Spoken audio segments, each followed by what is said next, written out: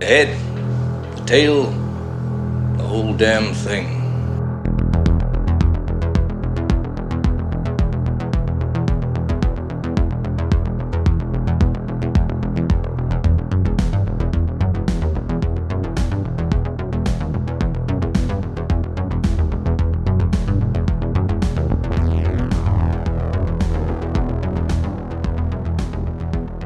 Welcome to The Head, the Tail, the Whole Damn Thing with industry professionals Mike D. McCarty and James Knight. Today a special episode with the Final Destination franchise producer, Craig Perry. I'm gonna listen while I do some chores. Oh, look at there. She left all the knives face up in the dish rack. I've told her 1,000 times not to do that. Oh, the coffee's boiling. Has anyone seen my skateboard? Whoa! Well, here we are. Good evening, good afternoon. I'm James with the head, the tail, the whole damn thing. In the studio with me today, my brother Mike, as always, and a special guest. We've got one of the main producers on the Final Destination series here to give us a little bit of a retrospective, some insider bits, some stories about one of the most successful horror franchises of the early 2000s, and talk a little bit about the new one that's coming out. But before we jump into that, Mike, did we have a special caller here? Is that right? I mean, let's be honest. We're jackasses, right? And we normally act like jackasses, and we're starting to do these like funny little quippy movie intros now with music and voices, and I thought, I should write an intro for Craig. Yeah. And I started doing it, and then for some reason I thought, I feel like Casey Kasem would read this. Are you familiar with Casey Kasem, Craig? Well, I am on this top 40 countdown. Yes. That's right. It's right. That's pretty special when I touched my son inappropriately. Fantastic. You're going to get along well. And that's a great intro. Hi, everybody. All right, so today we welcome special guest and friend of the show, Craig Perry from Practical Pictures. Craig's list of credits are quite extensive, going all the way back to 1996 with his first hit, The First Wives Club, and his next hit, The Big Hit, with Mark Wahlberg. What? No. Yes, that's right, Mark Wahlberg. But it was in 1999 when things really started to take off with the success of American Pie, which debuted all the way at number 1. In American Pie, we were treated to a sweet confectioner's tale, a coming-of-age story of 4 boys and their desire to rid themselves of virginity in a gluten-free way. Craig's next foray into the world of entertainment was the original Final Destination. Both of these movies went on to spawn multiple sequels and cement Craig into the legacy he carries on today. I just received a letter. This comes from Josh in Kalamazoo, Michigan. Josh writes, Dear Casey, it would mean a lot to me if you would mention my personal favorite projects Craig has been involved in. Sleepy Hollow, Demolition Man, Lethal Weapon 3, and Richie Rich. Boy, that kid sure had money, didn't he? And that's our long-distance dedication. Craig, welcome to the show. I don't think I could be happier. I don't think there's anything that could make me more profoundly erect than that intro. So thank you for that. It's been a while. You're welcome. Basically, everything you listed felt like the eulogy at my funeral. And then he did this a long time ago, and then he did this a long time ago. As these gentlemen can attest to, I have a shock of white hair, which is, I think, either a byproduct of my time in Hollywood or bad genetics. Probably both. I was going to say, when did you start to go white? Because I knew you as pretty white back then, too. I mean, I guess that sounds wrong. Well, we were shooting in New Orleans, so I guess it might actually work. Yeah. I was... I was starting to go salt and pepper my senior year in college when I was shooting my thesis film. That's when, like, my body began rejecting my color. And then it just kind of went from there with the bosses that I had, which I'm sure we'll get into whatever sort of historiography you want to get into. But look, at the very least, I'm glad I have it. It just happens to, and I'm sure there'll be some photos you put up. It is literally bone white. It's great. I think it's fucking fantastic. But speaking of gray hair and how you might have got it, talk to us a little bit about how you got started in the business. And I mean, Mike listed, or Casey rather, listed all those projects. But when did you first come into the Hollywood scene? Yeah. You know, my first foray out here into Los Angeles was in 1988. I had an internship with Arnold Kopelson, who had produced Platoon and a bunch of other movies. And it was one of these situations where the woman who was his director of development was the older sister of a girl that I went to high school with that I didn't know. So, of course, I made the cold call to the sister of the girl I didn't know in high school and said, hey, I went to school with your sister. Do you have any internships? And we talked for a little bit. She said, I haven't really put the program together, but I've got to talk to Arnold about it, and I'll get back to you. Well, she never got back to me. She's busy. So I flew out anyway. I showed up at the office, and I started working like 3 days later. She's like, I'm nice to have you here, but we never really said you could come out. I'm like, well, you could send me back. She's like, no, stay. It'll be great. So I spent the summer interning for Arnold Kopelson and learning as much as I could. And that's amazing.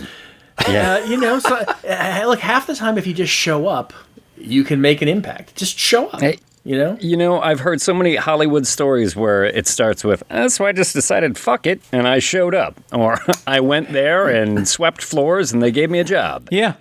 That's amazing. Well, that was like a first sort of just either instinctive lesson or just dumb luck. I would probably lean toward the latter because that's, as everybody in Hollywood knows, dumb luck plays a huge portion in any degree of your, success. Right place, you may right have. time, too. Yeah. Mm-hmm. Yeah. Well. Damn. And it's not that I'm a genius. It's another sort of thing, like, don't be an ass, but be an asset. Make yourself invaluable in whatever sort of endeavor people are engaging in. And they couldn't imagine going forward with anything else without you at that point. You become integral by proving your worth and being an asset.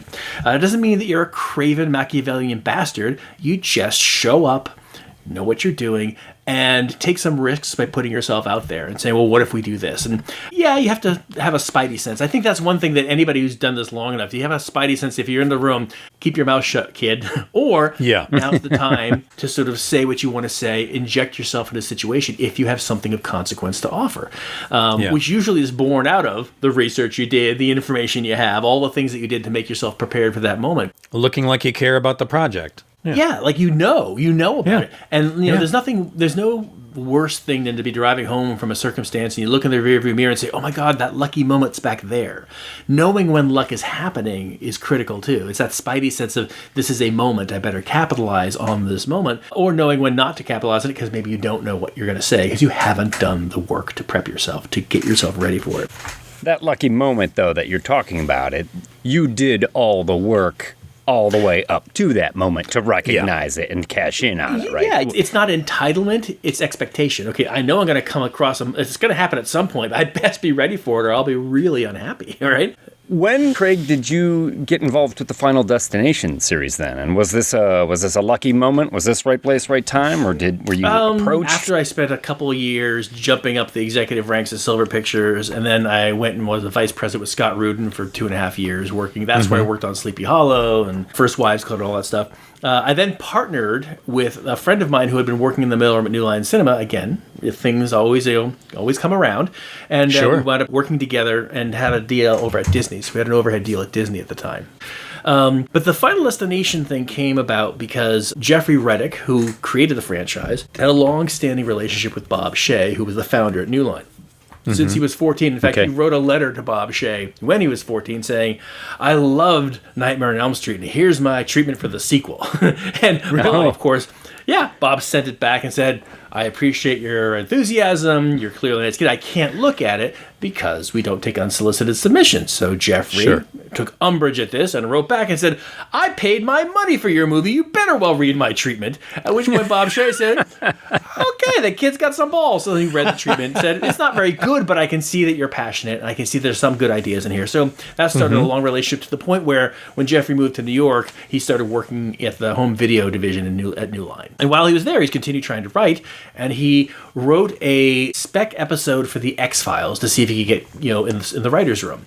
And it didn't make it, but he knew there was something there, and he turned that idea for the episode into a feature outline that was literally 3 pages long. It was just sort of, here's what it is. And that was faxed to me when I was visiting a friend in San Francisco in the hotel, and I read that, and when I came back, my partner and I were like, there's a movie here. There's absolutely. So we developed that little 3-pager into about a 24-page treatment, and we sold it to New Line for a handsome sum of $125,000, and he got to go write his draft. And it was an interesting situation because the politics around it, because Jeffrey was Bob Shea's pet. So, there was clear groundswell of support to get it made. But I don't think it would have been made because one of Bob Shea's mantras was prudent aggression. And he'll be aggressive with something, but he's going to be prudent first and foremost. So, if he didn't like it, he wouldn't have even considered it. He would have said, again, go back to the drawing board, nice try, I'll read the next one. Sure. So they knew something was working and something was interesting. And I think, though, the thing that really elevated it is when we got Morgan and Wong to agree to come on board to direct and sort of to rewrite as they would anyway. And their contribution to it, independent of the initial notion of a bunch of people get off of a doomed airline flight because of the lead's premonition, and then they get hunted down one by one by a presence that is death coming to collect its due. What Morgan and Wong brought to it is they took any sort of visualization of death out of the idea. It was just a presence that's always around us. They changed it to wind then, essentially? Wind, natural elements, or just nothingness. Just the idea that there's an invisible presence that is cloaking us. In Jeffrey's version, it was more psychological, and the sort of Achilles heel, psychologically or emotionally, of the character was the thing that death sort of helped manifest and cause them to have a moment that would look like they killed themselves, but ultimately it was death doing it. But there was a lot more external visualization of those inner turmoils. They got rid of all of it and said, here we go. And now that, at the time, if you think, that was 98, 99 when it was being developed, and my God, that was all I Know What You Did Last Summer. Everybody had a mask and a hook, and they were killing everybody. A scream. So there was a really fertile period for horror movies, but they were trying to have an iconic horror villain. Yeah, they wanted their Jason or their Freddy or their Mike Myers. Yeah. And yet Jim and Glenn said, let's do the opposite and have it be nothing. Now, for me, I'm like, that's great. No trailer, no agents. He always shows up. Death is the best star of a movie ever. He's great. Sure. Yeah. But they were nervous, as you can imagine. That's a pretty big risk. But I think it's also the thing that made Final Destination work as well as it has, because we bring what we think about death to the movie itself. We now are able to, in our minds, imagine what that feeling and that sensibility or what it might look like. And that's another reason why I think it's actually been something that's crossed the ocean and played well overseas, because we are sort of non-denominational in our visualization of what death is. You can plug and play in whatever culture you are in at the time. So, yeah. Sure. Now, it seems almost a foregone conclusion now, with there being 5 movies, and Bloodlines is on the way this coming May. But when you saw that original idea, did you recognize the franchise potential right away? Or is that something that after it had a successful run, you were like, oh, we got to make another one of these? Because it's such a great machine. The people escape death and then they get hunted down. And the fun of these movies, for me, and I think for a lot of people, is, okay, how is this going to happen? How are we going to watch these dominoes fall, right? So in essence, it seems like a very kind of simple idea. In the beginning, you escape death, but you can't escape death, and here's how it comes. So did you see, wow, if this hits, this can just keep hitting over and over and over again, or is that something that developed later? Well, let's be realistic. It's so hard to get any movie made. Getting a movie made is a miracle. Making it good is a miracle riding on a unicorn. Making it a hit is a miracle on a unicorn, and the unicorn is shitting gold as it runs across the field. It's almost impossible.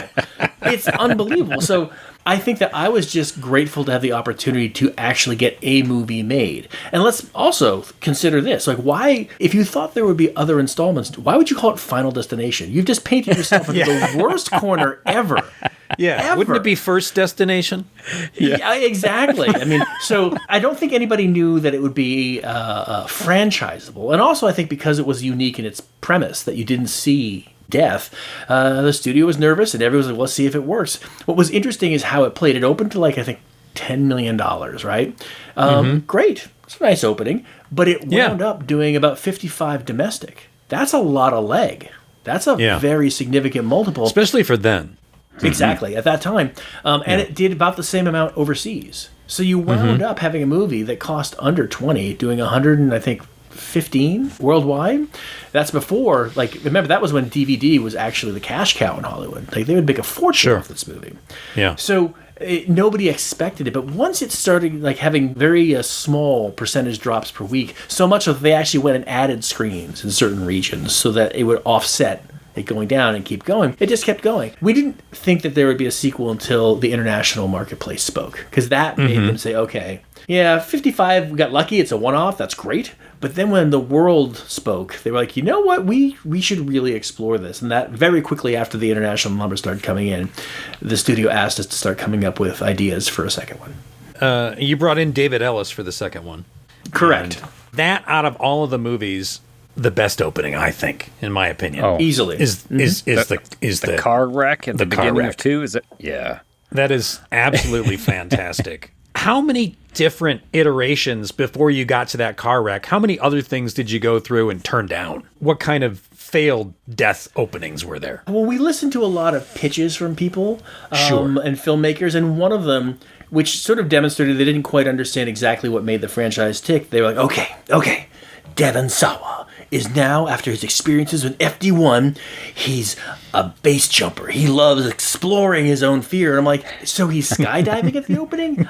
I gotta say that anybody who throws themselves out of a plane is a moron. And they're tempting death to say, come on, buddy, take me out. Exactly. So, I mean, I understand he wanted to see the character evolve, but if you really analyze what makes it work, this is about death being in your kitchen, in your bathroom, in the most common of locations, not the one that's already filled with danger and peril, the ones that you don't realize are filled with danger and peril. And that's why we've done our best to destroy multiple industries. We've done our best to make sure that people don't want to go to the dentist. Like, that's the fun of the franchise. And so we actually were able to knock off a bunch of ideas that were really quite lame. But Gruber and Bress, I believe they're the ones who came up with the idea of the opening car crash, because they had a notion about how to do that fake out where you meet everybody and then you kill them and you realize it was never about them, it was the people on the on-ramp. That's the people that were actually going to track. So that was their spin. And Jeffrey had the idea of injecting the log truck. He was the one who said the log truck is the thing. So if you look, the story is by both Gruber and Bress and Jeffrey Reddick, because they both wrote treatments, and we wound up like cross-pollinating them and taking the best of both ideas and blending them into one. And then John and Eric took the baton and wrote the draft. So I think everybody, it is not just logs. Like, it could have been like a plumber's truck where you see all the PVC pipes up top. It could be like everybody drives every day. So you find yourself even just behind that asshole who's got like his like exhaust pipe is like dragging on the ground and kicking spikes. Sure. You just like, all right, move a lane over. And that's all we needed to sort of have it go from there. And I love the idea. There's a log that goes flying through the police officer's car, Officer Burke's car, and pushes his head out the back. But that's equally as impactful as a bottle of water under the brake, and you realize I can't stop the car. I can't do it. And it's this sort of vacillation between those two heights of detail that I think also makes these movies work. It's something big and then something so minute and small but identifiable. It makes you go, oh, that's going to happen to me. I hate my life. I hate my culture. I hate my films. Quite a few years ago, I used to ride a motorcycle all the time, and I was on the 14 freeway headed home one day, and I was riding behind one of those gardener trucks. Right? And it had a whole bunch of equipment and shit in the back of it. And I just had a feeling, I was like, you know what? I'm going to change lanes. And I did. I shifted over 2 lanes, and not 30 seconds later, that truck hit some kind of a bump, and a wheelbarrow came out of the back and hit the ground. It just started sparking, and I was like, I would have ran right into that had I not shifted 30 seconds ago. And that was sort of that was definitely a Final Destination moment for me. Yes, and I would argue you're welcome. Yeah. Yeah, well, yeah. Isn't that funny? I don't know whether it's just me, but as evidenced by what you just said, I can't walk into a room without trying to analyze the threat matrix that exists. I can't do anything anymore. I've completely sublimated my entire experience of living because I go into a room, hey, nice to meet you. What the fuck's going to happen? Did you feel that way before you were part of these movies, or is that this is what I don't remember? Working on all these? I don't remember. It's been so long. I don't know whether it stoked the coals of my natural anxiety and self-loathing, or whether it was always I was there. I don't know. But now it's just it's the cross I have to bear, and obviously I'm willing to share it with people. So the success comes from that. All the wiring in my house is up to code for sure. Seeing how many times in Final Destination a circuit breaker does not flip, or there's some there's sort electricity is always being activated by water. Well, it's interesting. It's interesting. One of the things that we realized is if death could have control over anything, it would be natural elements of some kind. Sure. It would be fire, water, those things. Because there have been people who've pitched, oh, we've got a great idea. The animals at the zoo go apeshit and start stampeding, and we're like, but they're sentient creatures. They have their own worldview. Like, for death to say, no, I want them to go over here, suddenly defeats the purpose that there's an unseen force that's making inanimate objects have this sense of purpose and malevolence that you would never see. The rules have evolved, but they've also, I think, evolved as the franchise has gone on, and animals are just a non-starter. But we have, another one was avalanches. People say, well, have it open with an avalanche. It's kind of a, you run, you get covered, and then you try and crawl out. It doesn't have that sort of escalating impact that most of the mechanized things that we've done can deliver. And the other side of it is this gravity. I mean, gravity and falling and fear of heights, that innate fear that people have of falling, has been something we've been able to tap into in multitudes throughout the franchise. So I'm trying to think of what else was a shitty... Oh, people have always pushed for... we did write one, a river boat, or like a boat or a ferry or something that capsizes and we build a big rotisserie. But what we quickly realized is outside of the people on the top deck, if you want to have stuff happening below decks, you're intercutting between decks that don't feel connected.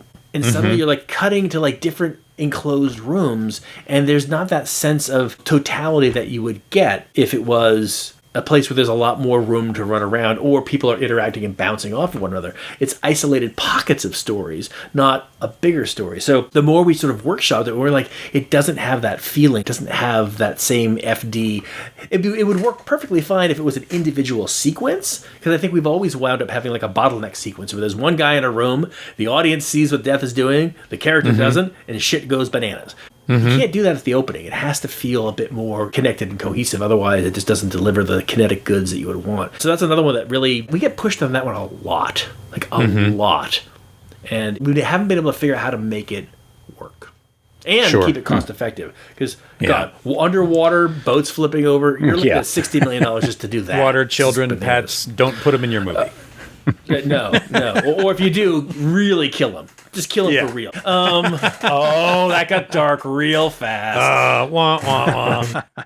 So back to some of the gags and the events in the Final Destination films. There are a couple of them that when I saw them in the movies, because I just rewatched these over the past couple of weeks, and I thought, that has happened in real life. Law and Order is sort of famous for because they're constantly churning it out. They just take the headline that happened. We just saw this happen ago, on the news, and they wrote it. This will be great. I mean, obviously, you were writing this way before production started, but are there any specific events or things that people saw in real life and they're like, that's got to go in the next movie? Well, I'm not sure whether it was seen in real life outside of a couple of things that Jim and Glenn experienced themselves that inspired some of the sequences, but the direct one-to-one, there was a girl, 8-year-old girl in India who was very crowded. They were going down an escalator, but the panels at the bottom, all the adults could see it and were stepping over, and the girl was in the middle of her parents and just got sucked right down and ground up. And good Lord. So you know, That's you gruesome. extrapolate Wow. from that and you realize, oh my God, what a terrible way to go. And escalators, nobody thinks about an escalator. Like they think maybe their shoe's going to get caught, but what if it were something worse than that? You know, so if you notice, we actually played with the shoelace thing and then we said, no. That's the misdirect. We'll get them on the backside when they're coming down. And it worked. Yeah. So that was something that was definitely happened. Now the elevator in FD2 where she gets her head taken off, that happened. There's a guy and a girl who I think they were either married or they were engaged, husband wife thing, and her head got taken off. And he had to 2 hours. He was sitting in the elevator because it was all busted up now with his wife's severed head. So we took that and said, okay, that's just fucking terrible. Let's actually manage that one, okay? I believe the pane of glass was inspired by something specific, but for me, I grew up in Boston, and the one that smashes the kid? Yes, exactly. Little Timmy. After the whole thing in the dentist chair. In the dentist's office, yeah. You really think it's going to be the dentist the whole time? And then... One of my favorite sequences, actually, because of the misdirect. But Hancock Tower in Boston, for years in the late 70s, the way they built it, the panes of glass would pop out and float down and smash to the ground. So for me, I grew up with a very personal understanding of people almost getting hit by massive panes of glass from the skyscraper. So I could argue maybe that I put a little of that emotionally into it. And I have vague recollections of Jim and Glenn saying that the tanning bed was inspired by a real incident. And I know that Glenn for sure got trapped in a drive-thru. He was it wasn't like he was trapped, oh my God, I'm trying to get out, but he was waiting for his burger. And he realized, well, shit, I got 3 guys behind me. I got 2 guys in front of me. I couldn't even crawl out that side because, the way they have it set up, the walls are so narrow. This is terrible. I'm truly trapped in here. So if something goes south, there's no way out. And that, of course, inspired the sequence in FD3. Yeah, that's a great kill, by the way. I do love that one. I think FD3 has some of my favorite kills of all time in the series. There's the nail gun is pretty great. The condor crushing the emo kid is pretty great. The engine with the fan taking the dude's head apart. Those are all fucking great. You know, that movie's really well made. The roller coaster sequence alone was such a technical and logistical marvel to pull off. Well, I mean, speaking of that sequence, how many times did they have to ride it? Oh, at least, I think it was 30 plus times in one night. In fact, half of our prep energy was trying to find a place to shoot it. There was not a single theme park in North America that would let us near them. We were reduced to looking at exactly. They were why would you? This is the coaster where everyone died on it. We were reduced. We were literally reduced to those mobile amusement parks that set up in the Catholic Church parking lot and that. We're what if they have that shitty roller coaster? We could build extensions. It was we were desperate. But then all of a sudden, Playland, which is a government-owned amusement park. It's owned by the British Columbia, the Vancouver government. They were how much you gonna pay us? Come on down. So as long as we kept the signage grigged out, they didn't care at all. And so we were able to shoot on a real roller coaster, digitally extend it to make it do what we need to do, and put that big devil in there was made of styrofoam. It was carved for real and made of styrofoam. And he actually... the production designer had a sense of humor. There were big red balls under his loincloth. So if you actually walk underneath, you can look up and see the origin of evil right above your head. Brilliant. That is excellent. What? No. Yes, Mark Wahlberg. Yeah. And I just recently learned that a bunch of the kids decided to trip balls while they were actually on the coaster because they knew, it's going to be a long night. We just have to scream a lot. Let's get high. Holy smokes. Whoa. Yeah, I just found that out. Nobody puked? Nobody puked? Somebody did puke. Somebody did puke, and there's a lot of headaches because, if you think about it, I was going to say 30 your brain is whacking around inside of your skull. Your neck? Yes, and they mounted cameras to the cars to get the shots they wanted, but that changed all of the weight distribution. And it changed the engineering of how the cars interact with the track and how the gravity became a impacts. safety issue almost at that point. Huge safety issue. How far can the camera with the rigging be outside that it doesn't hit one of the pillars going by? Because coasters are kind of built to sort of operate within themselves, right? Yeah. Sure. So they figured that out down. Oh, yeah. Exactly. They figured all that down to the micron. But once you have that done, Then they took all the cameras off, and we had to have all of the engineers and technicians come back to recalibrate everything on that car so that they wouldn't have an accident down the road because the wheels were no longer adhering because the weight distribution was now back to the way it was. That's just one tiny fraction of the logistics that went into capturing that sequence. It was weeks of both shooting and months of prep just for that opening. It was crazy. Wow. People don't realize just how fucking complicated these movies are. Yeah, that's quite a Hollywood minute. Oh, that's disturbingly erotic. Because one of the everybody who starts on these movies oh, it's just a simple little horror movie. Dude, this is going to be your Vietnam. I'm telling you, every department has to be operating at peak capacity at every moment because they all are involved in those sequences. And Mike, you can speak to that. Everybody had to show up with their A game because everybody's called upon at every time there's a big sequence. Now, on that roller coaster sequence, didn't they also shoot some stuff in reverse and have to take the clothes and have, if there was any wording on the clothes, have it be printed in reverse so you could flip it? They did. They did have to go it both ways. We've had to do that a couple of times. They don't give us the budgets that these movies look like they have. We kind of... Sure. We have, our opening set piece, which we get a little bit of a budget for, and then we Roger Corman the rest of it. It's super sort of, high rent, low rent, high rent, low... It's like you're shooting Gone with the Wind in the morning and Dukes of Hazzard in the afternoon just to get through your day. It's, a lot. But you are correct. We have done that on a couple of movies when we have to have the reverse of something coming and we just part the hair on the other side and we just say, oh. Yeah. That's awesome. So FD3, now what is it about FD3? Was it just the sheer kills that really resonate with you? I think that movie, overall, it's pretty solid. The acting is good. I do like the opening, and the kills, I think, are my favorite. And then also it starts to introduce the idea of one of the characters becoming a villain. If I could take you out, I could stop this. And that, I think, ends up being key in, obviously, number 5, right? Yes. It's one of the great challenges because you're up against a supernatural force that literally is in charge of killing everybody on Earth when their time is right. That's a big adversary. But to create a physical antagonist and giving the characters agency on both sides of the good and bad guy equation is critical. And we were sort of fumbling. Look, if you look at what happens with the first Final Destination and the rules for the second one, it's going backwards. Why? Because it's different than the first one. We were really just making shit up as we moved along, man. We were just trying to figure out how to keep people engaged. And I think we've that sort of pendulum has sort of swung down to its plumb line, and now I think we feel pretty good about the execution of the rules. And you'll see in Final Destination Bloodlines that the things that have worked best have survived, and the things that were perhaps seemingly arbitrary have been jettisoned and left aside. Okay. But by the way, the ending of FD3, all that stuff in the train was a reshoot. Really? Everything. The whole thing was a reshoot.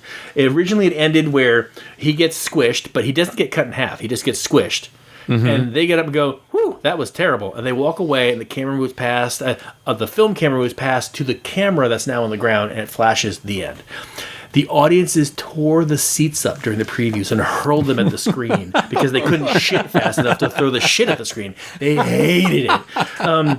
So we all kind of had a feeling that maybe this wasn't going to quite work when we shot those elements. So when the time came and the preview proved that to be the case, when we went in for our post-mortem meeting at the studio, Jim and Glenn and I, we'd already all figured out what the ending could be. And as opposed to, dwelling on what didn't work, we redirected and pitched what we thought would fix it. And the meeting went from probably been a half-hour harangue to 5 minutes. That sounds good. You get X amount of money. Go. And then we went and shot. And there's only one shot of a real train in the entire sequence. Everything else is a miniature or something we built. Wow. Oh, no shit. Isn't that crazy? Cool. Looks great. Yeah. It really, I think that's the one thing that it's harder and harder these days, but to try and preserve that tactile sense. Because with models, you feel it in your lizard brain. That's actually a real thing I'm watching. Oh, yeah. I wish more people did that these days, but they don't. There's too much digital horseshit out there. And you're right, it just doesn't have the reality to it. Even for if you have actors and they're supposed to be interacting with something that isn't there, you got to have something there for them to interact with other than a chrome ball with a dull side. Yes, 100%. It's getting harder and harder to convince the studio to place the resources into something that may or may not work on the day. That's the one thing about special effects and special makeup effects is it could work. Everyone's working to make it work, But Yeah. there's always going to be that chance that like a blood tube pops out at an inappropriate time and the resets 4 hours. If this is the nature of the beast, I would argue that getting it right when it does happen is magic. That's the true magic of the movies because, as I said, our lizard brain wants to believe. But when you see something that's fully CG, you're kind of pulling the brain the other way. We already don't believe, and you're trying to convince me to believe, as opposed to starting with me believing and then maybe having the illusion erode, which that boils down to is how long the edit is. You hold it just long enough until you start saying, hey, and then you cut 5 frames earlier than that, and you're good to go. It's pretty crazy. So it's something we've tried to do, but the expectation for the audiences now is that things need to be so big, there's no way we could afford to actually, blow up a skyscraper. It's never going to happen. Yeah. But you guys do use a lot of practical elements. Oh, yes. Yeah. Huge swaths. And we try to marry those departments, both in terms of design and communication and execution, so that visual effects isn't stuck holding the bag at the end, but they've worked with the special effects team and the special makeup effects team to augment the reality so that we are, again, starting with the belief and then furthering that, because you talk about the nail gun to the head. That was a prosthetic, but we added the actual actress's eye closing on its own and a comp. And that one bit of reality of an eye that we've recognized and we see acting like a real human eye just bled into the rest of the prosthetic, and you're like, that's the girl. Fuck, how did they do that? Yeah. It's great. That's actually one of my favorite kills of the entire franchise. I think it's that touch there. And then, by the time we get to that one in 3, you're talking to Mike about what is it about that one.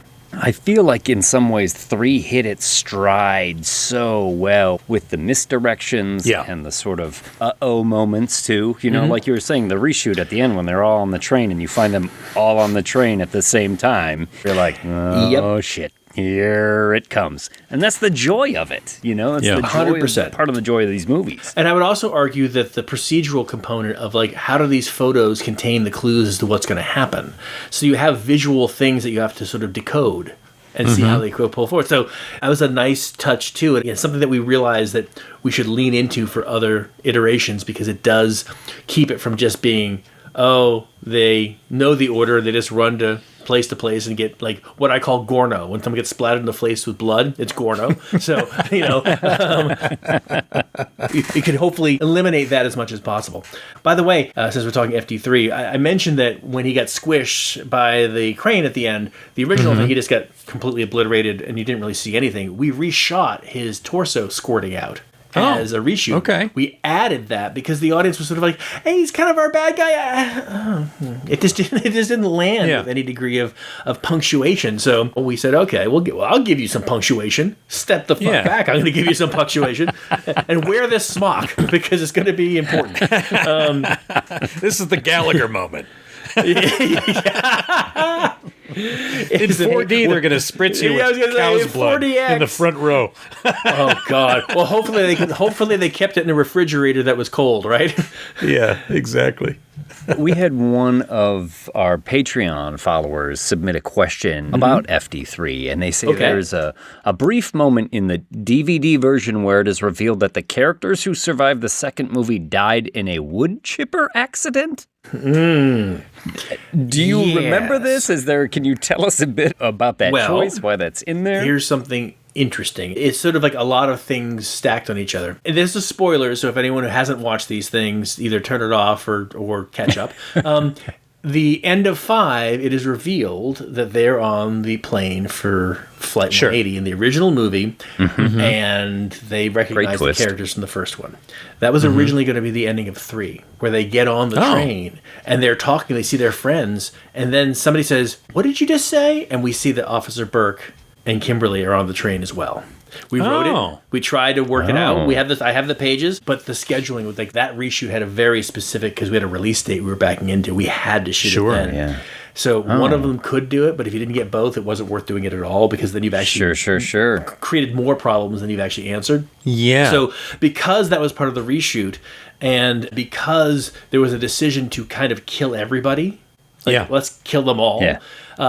We added that little bit of the newspaper falling down, and it's only in the DVD extras. It was an added thing there because it was like a total weird offshoot if it was in the actual body of the movie. So we don't consider it to be canon because it was just something we did, and it exists only in that sort of quite well-mounted Choose Your Own Adventure DVD that we did. Home Video gave us like a shit ton of money to go shoot all that extra footage to put into that Choose Your Own Adventure. They did it in advance of actually even us starting to shoot the movie, the original movie. So, when we shot the actual first unit for the main part of the shoot and not the reshoots. We've actually reshot every single one of these movies. They've all had to have I know you reshot the fourth one. Too. A lot of it. Like 25 pages of the fourth one. Oh my goodness. That was a Now, so tell me what you remember, Mike, about that experience, because I have my own post-traumatic stress disorder. What are yours? Well, I'll say to the listeners out there, I did get to work on Final Destination 4. We shot it in New Orleans, and I was super excited to go down there and be involved in all this, and I loved the idea of the opening, which was, of course, the car wreck and cars flipping and things crashing into the stands and so on and so forth. And we came up with a bunch of, I thought, pretty cool gags, but I believe there was maybe sort of a misconnect between some of the departments as to how things should play out. One thing in particular I remember is the legs in the escalator gear. And I said, this really has to be something powerful, and it has to be able to chew these up because these legs aren't going to be super easy to chew up. You need something mechanical that's got some torque behind it that's going to be able to do it. And I forget who was in charge of that, but they were like, yeah, no, don't worry. We're going to, and I was like, we got to test it. Yeah, no, don't worry. And it got all the way down to where they were painting the set on the day we were going to shoot it for real. Nothing had been tested. And I said, I'm just not confident this is going to work. And it was like, okay, let's get the legs and go. And the foot touched the gear and whoop, stopped. And I was like, well, I guess that's not strong enough to chew it up.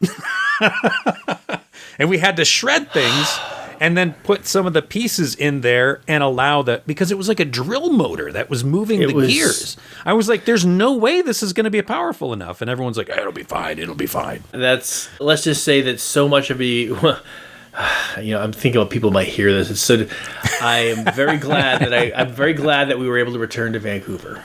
Let's put it that way. I'm not sure how much stuff you guys had to do there, but I'll tell you the one thing that I always found personally disappointing was the girls getting smashed by the air conditioning unit that they're hoisting over the top of the mall. Now, why did that get cut or changed into what is now the ending where it cuts to like digital x-rays of everybody being hit by a truck? Okay. The girls getting hit was a byproduct of what was happening afterwards when the lead character already died. So there was a whole there's a whole different performance thing. So we couldn't use it regardless because they were going to keep him alive throughout. So once that decision was made, then it was irrelevant. It was going to get cut. Even if it was great, it was going to get cut. It just didn't work. But the performance wasn't there. We didn't have the time to shoot it. To your point, a lot of the departments hadn't figured out communication-wise what was going to happen and how to make it work.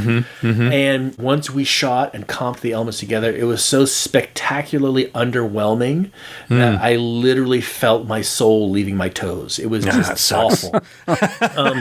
And you just have that moment where you're like, never going to happen. The world will never see this. Yeah. In terms of the X-ray stuff, all the reshoots were shot in Florida. At Orlando, because the economics made more sense to do it there, and they had a backlot at Disney in Orlando. We couldn't afford to have the truck go through the actual window. We couldn't do it. Sure. So knowing this was my idea, and so it's my fault, but knowing we would not be able to show anything, to have it actually go and cut the black would have been worse. Then you're like, wow, you really cheated me. So having worked with the title house on the aesthetics of the opening, we said, well, what if we just reprise that here? Let's do it again and show what happens to them in the same way that we sort of called back in the opening credits how people died with some sort of an X-ray kind of vision. And at the time, we were like, great, because we had no money. And they did it for like pennies on the dollar, and we were able to put something on screen.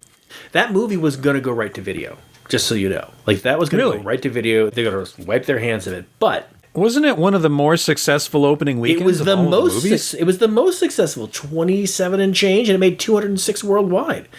That's nice. It gave us the opportunity to redeem ourselves with FD5. Which is and a there great was no.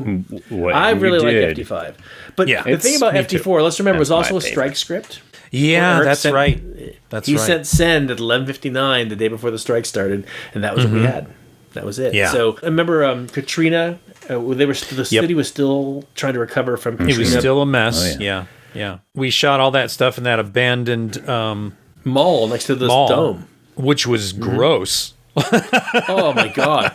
I mean, the mold going up the walls made me feel like I was walking into the alien's lair. You know, it was just disgusting. It was creepy. Everyone was just kind of like, I feel like I'm getting black lung just working here. Yeah, exactly. It was so gnarly. But you know what? Even though I have a lot of mixed emotions about the movie, I am grateful that it was the success that it was, because it gave us a chance, as I mentioned, to go into another one, which was not as successful overall. It still did perfectly fine, but it didn't make as much money as the fourth one. And I think that's our fault. We kind of burned the audience. They said, that one really wasn't very good. So they didn't, we couldn't get them to come back. Now, once it found its life in home video, I think its reputation made people sort of realize there is more gas in the tank for the franchise. And that's one of the reasons why I think we're looking at a really positive interest for Final Destination Bloodlines. But man, that was really, well, you'll love this. So I'm hired on the next job. Great. Well, no. Yeah, well, there you go. FD4, huge hit, huge success. Like, I'm literally visiting my wife. She's studying in Paris, and I get a call from a reporter friend of mine who was at what was once CinemaCon, but they had called it Show West. All the studios go and show the exhibitors worldwide all the movies they have coming up. And Alan Horn announced the release date for Final Destination 5. Everyone went crazy, except we had no script. And nobody from New Line knew. I called our exec at New Line and said, "What do you mean we have a release date?" He's like, "What are you talking about?" I said, "Alan Horn just announced it at Show West." He's like, "I'll call you back." Click. So the writer was writing, based on his pitch to get the job, he was writing his outline, and we called him and said, "Stop writing your outline. Start writing the draft, and you have 2 weeks." Wow. 2 weeks to write the draft, because normally That's it's a great 3-year challenge, cycle. though. Oh, That's a great challenge. These movies normally take 16 weeks to prep because they're so complicated. We had, I think, 8.5 or 9 weeks to prep FD5, including that bridge sequence, which you guys have made movies. That's about 6 minutes worth of film. It was 19 days out of our shooting schedule to shoot that. Yeah. And we were only on the real bridge for 2 hours. Everything else was built or digital. Yep. We were on the bridge for 2 hours because it's a major artery into Vancouver. No. Yeah. Yes, Mark Wahlberg. It's true, Daddy. Yes, Daddy. So that sequence alone, it was like a third of the shooting schedule. And I remember our execs at New Line are like, "This is madness." I'm like, "It's what it takes to get it done. Like, there's no other way to do it." Was that the Lion Street Bridge? That is the Lionsgate Bridge. Lionsgate Bridge in Vancouver, Yeah. going from North Vancouver into the city. So we couldn't shut it down for like 6 hours because it's literally the way people get in and out. Yeah. Yeah. Do you that think was crazy. Vancouver's the most dangerous place to live in the world? Since you seem to have shot all What the I would movies.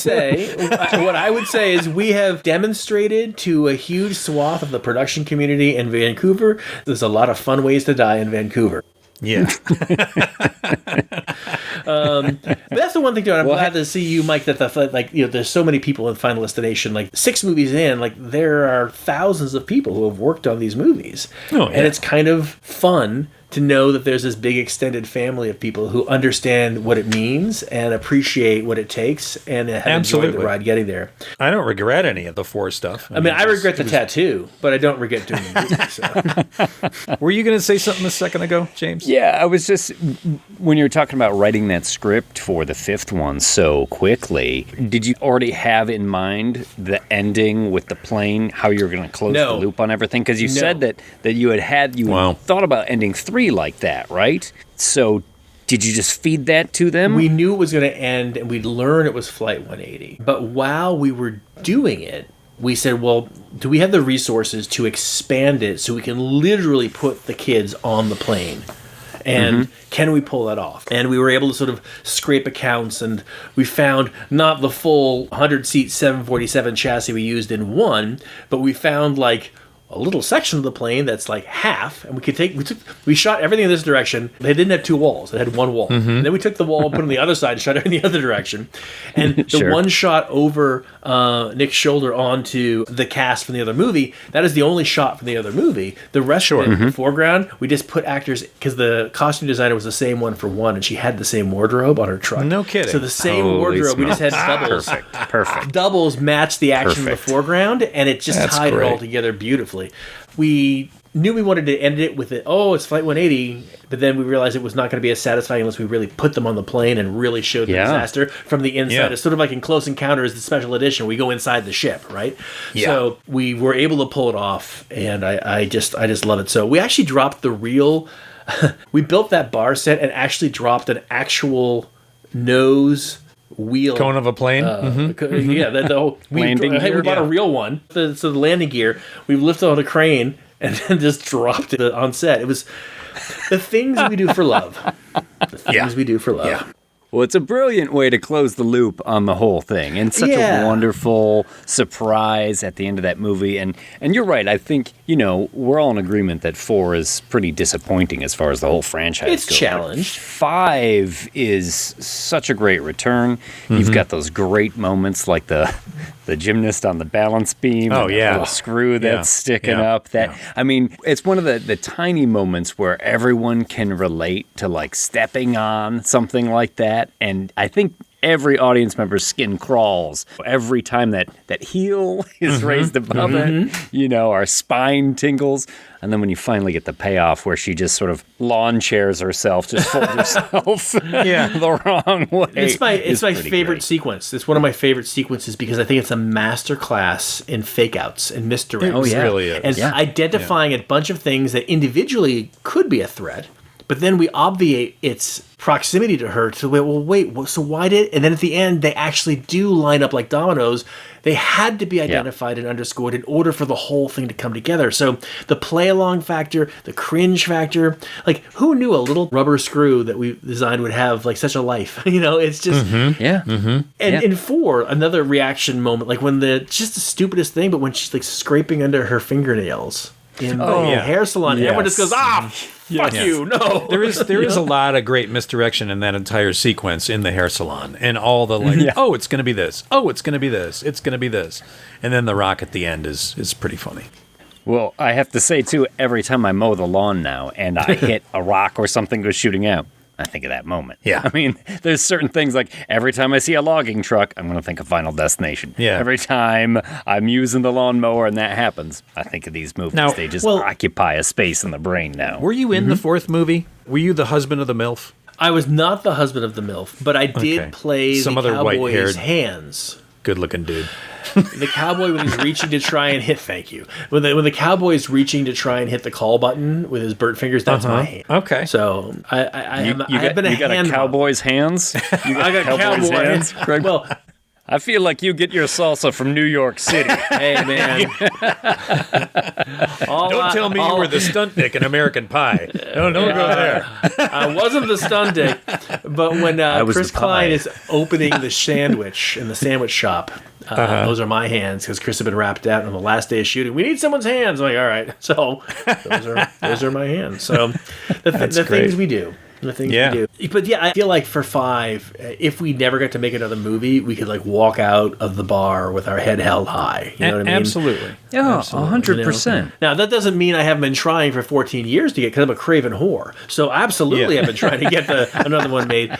But people say, why did it take so long? I'm like, well, the other one wasn't as overtly financially successful, even though it was successful. But we started trying to develop it in 2017. So it wasn't that long, like 6 years afterwards. It wasn't an enormous thing. But then the draft that we commissioned didn't quite stick the landing, although there's a lot of stuff I like in it. And then there was a regime change at Warner Brothers. And then they said, well, let's make it for Max, which changes the calculus.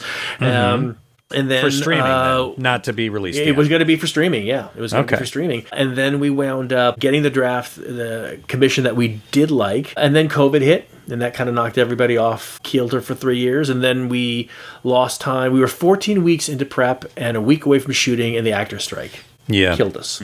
So then we had to, it was more cost effective to keep the hero set on a 140,000 square foot stage partially built from July until February at a cost of $32,000 a week than it would be to tear it down and find another stage, because there was no other stage available that was big enough, because the other productions that had shut down before we did, they'd already placed markers on the big stages. So we were kind of stuck there. And it's just, when people hear those numbers, it's just gobsmacking insanity. But when you compare it to what it would take to remount, then the project dies forever. They just write it off and you're done. And that's 14 years down the toilet. So when they were willing to spend that money to secure that set and that stage, I was like, we're not going to die. We have a chance to live. We're going to live. That's great. We were able to come back. So, Nice. yeah. This has been another Final Hollywood Minute. Nice. Let's take a quick break, and we will be right back with more Craig Perry and Final Destination.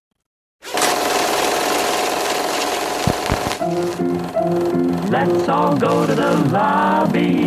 Let's all go to the lobby. Let's all go to the diva to get ourselves a treat.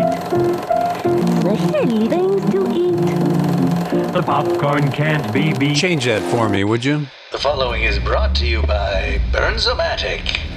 Cold in your car? Use a Burnsomatic heater. What could go wrong? I really do like the drive-in a lot. Oh man, it's been a long time. I can't even remember. I think I saw Running Scared in the drive-in. That's the last movie I saw. I saw Platoon in the drive-in. Am I aging myself? Yeah, well, who even remembers Running Scared at all? Jesus. Billy Crystal, Gregory Hines. Running Scared. Billy Crystal's action movie. That's right. Billy Crystal's action movie. Yeah, that is funny. Yeah. All right, we got a good spot here at the drive-in. We'll just get the heater in the window now. Good evening, ladies and gentlemen. What are we seeing tonight? What's on the We're movie? happy to announce that we've installed Burnsomatic in-car heaters. You know what? I don't for even your know. comfort and pleasure. You just made me sit in the When you fucking receive back your seat heater, like does everybody's it little even brother. easy to place It's in your car. bullshit. It's fucking bullshit. Just roll down your front window. Although it's comfy back and here. rest the heater's Yeah, bracket I on mean, the these new window with the Burnsomatic cylinder heaters, on the outside they're of keeping the car warm. Oh, woo, Roll out your toasty. window securely It's a little- as far as it it's a little will go hot. to hold Yeah, the it's heater really firmly in toasty. position. Let me see if I can turn it For down. maximum results, Oh my god, tilt the face it's of the getting heater so towards bright. the windshield and sit back and enjoy the show. These in things are dangerous. Oh my god! We gotta get out of here!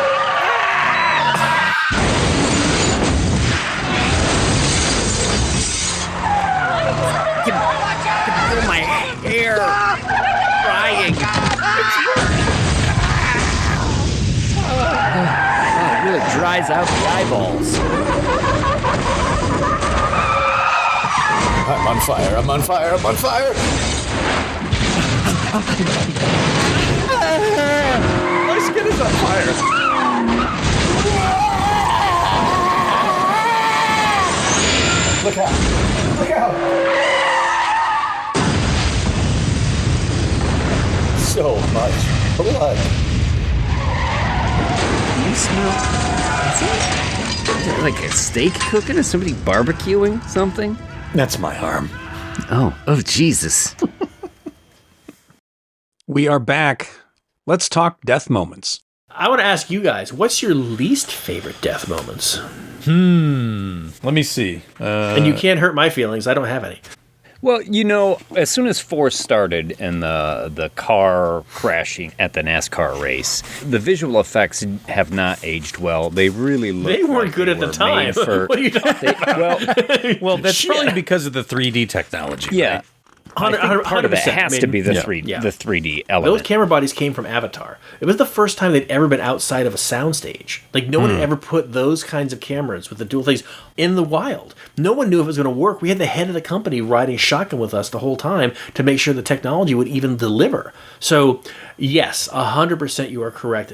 Every day was an experiment. Every day was like beta testing to see if it would happen at a tune of like $40 million. It was bananas. I would say Eugene and Clear dying in the hospital in the explosion didn't do it for me. Yeah. they just got kind of short shrift there. Here's the thing. It's underwhelming in terms of the gore, but killing off the lead character still kind of gives a narrative push because people weren't expecting her to die. She literally got out of an insane asylum. And we actually saved the sequence, in my opinion, from being a complete wipeout by getting lucky with the dummy flying right face first toward camera. That was not planned. That just happened that way. But I agree. Eugene's kind of a cool character. I wish he'd had a bit more something going on, you know? Well, and Alex it's Alex, right, from the first movie. Yes. It's just revealed that he gets hit by a brick or something, which seems in the scope of the Final Destination. Did he want too much money? Seems like a real sort of underwhelming way to go. Let's just say that there were a lot of factors that were sort of fueling Devon Sawa not coming back for the sequel. And I'm sure you can read all about them in other publications, but at the end of the day, when they all were taken into consideration, it just made sense to pivot and have it be Ali Larter. And then once Gruber and Bress realized what to do with the character by having her completely institutionalized on her own, on purpose, she wanted to be isolated. That felt like a more interesting way to go into it as well. And another thing which is just kind of cool is we've always done, I won't say better, but we've always had a more interesting demographic reaction. We have female leads. The female leads in the movie, women really do respond to this movie because as gory as they are, the gore is the punctuation on the sentence that is the sequence itself. It's more about tension and cringy moments and like just kind of going like this. And I think that the female demographic responds better to that. And they can always close their eyes for the actual thing. They really do. They do. We found that to be the case with FD Bloodlines. It really plays through the roof for women. We have a mother-daughter storyline that provides the beating heart of the movie, and it was just the right call. So it made sense to go from FD1 to 2. Now, his manner of death, we thought spider bite, but then we realized we can't have a spider bite on, you know? Because when you describe something too huge, like, you got to realize it's going to be, like, digested through a newspaper headline. So you got to make it really fast and really, like, young man torn to shreds by, then you're like, wait, what? We also didn't want to make it so cool that someone would say, well, I want to see that. So we kind of had to choose this middle ground. I was going to say that there was the moment in 4 where Michael T. Williamson gets hit by the ambulance, blasted by the truck. And which is one of the gags that we did that worked really well. But it's interesting that after the second vision, when they go back to that they just miss saving him. It literally is like, wait, he gets splatted. It's you couldn't have backed it up like another 30 seconds and saved him. But I guess that was a wrap on him. That was a wrap on him. His character did want to die because, he had accidentally killed his wife and daughter. Dude, Mike, you remember that there was a whole bit where he had to drag a razor blade down his arm and it broke? Oh, yeah, I do remember that. There was a whole thing because he wasn't supposed to die. He's like, well, shit, I can do whatever I want. He tried to kill himself in multiple ways. And it was so blindingly stupid. And when you're watching, you're just like, this is just dumb. Like, this is just feels dumb. It feels like we're in a totally different world. It's just, We actually had a sequence like that in FD2 where Kimberly knew she wasn't next, so she was driving. She drove as fast as she could, went going through red lights, knowing that she wasn't going to die. But it just felt like chuff. Like, okay, sure. It's an idea that you can't capitalize on. So what do you do with it? It just dies and you go back to the way it was. So we just remove that cut from the album. Better album. Well, one of my most favorite kills also in the franchise, besides like the nail gun, is Kat in 2 with the airbag going off and shoving her head into the pipe. I fucking love that because it's just one of those like happens so quickly. And it's followed up with the barbed wire cut in like, I don't know, like 15 seconds later, it seems like the barbed wire cuts that guy like a cheese cutter, like right after that. I love your description. The actual writer described it in the script as, and Rory is cut into 3 sharp cuts of beef. So I'm like, good. That'll work. And by the way, Mike, you can only imagine the half bodysuit the actor was wearing. He had a fake arm attached, and then he's standing on top of the the fake torso with the green bars to make sure it tumbled down with the innards plopping. That was the most complicated intersection of special effects, makeup effects, special makeup effects, everything. It had to be timed really right. So it was a lot. It was nice. A lot. I have some pictures of me on a green screen set with the legs from The Racist Girlfriend, tumbling them forward.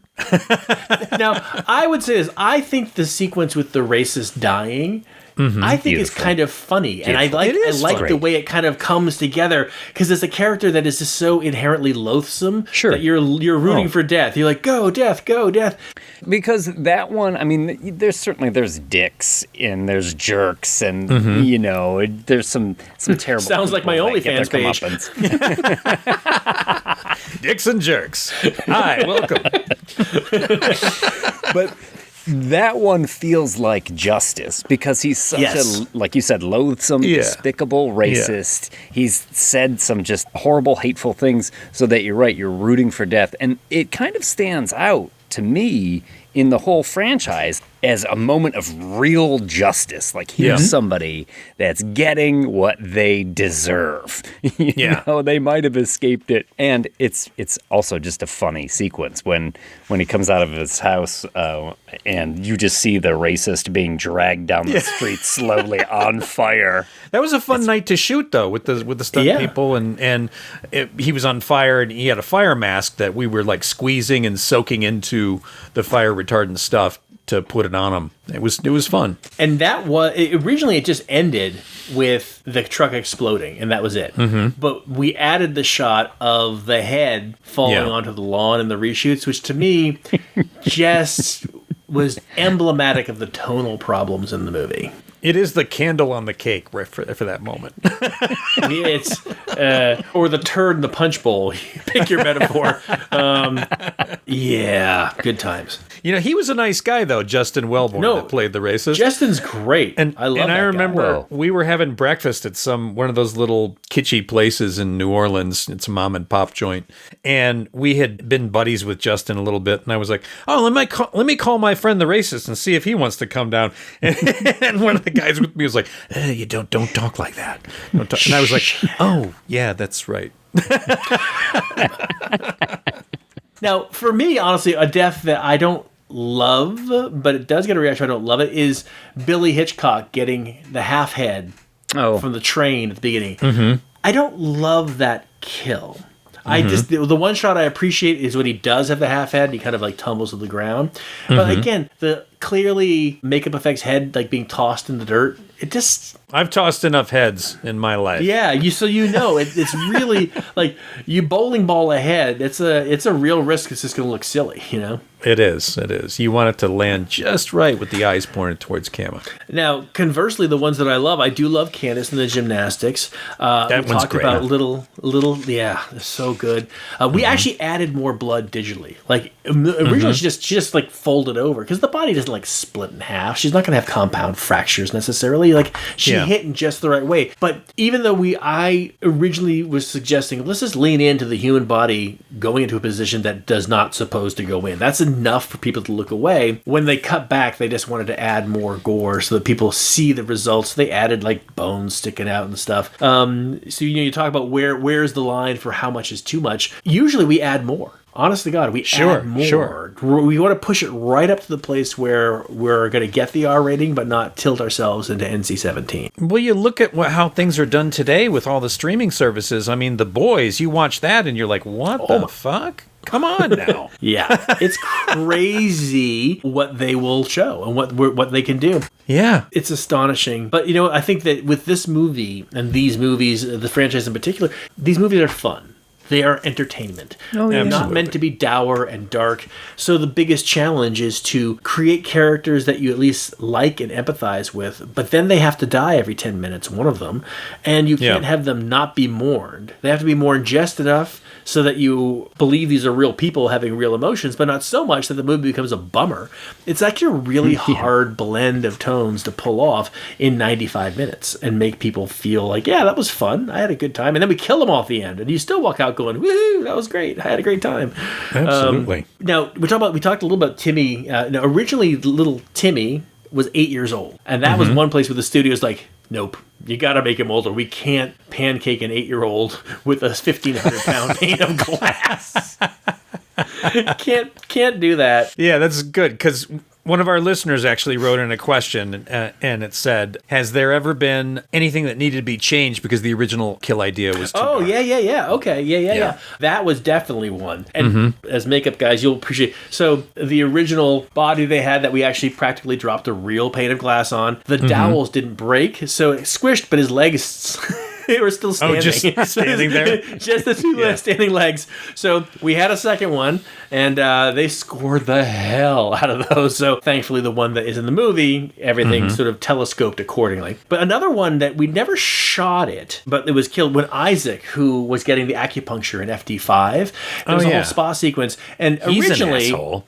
Oh, which we learned our lesson. He's so good at that. But he was like smarmy to the point of being like funny, but you're just like, you're just gross. And I think every woman in the audience is like, I know 10 of those. I see them all the time.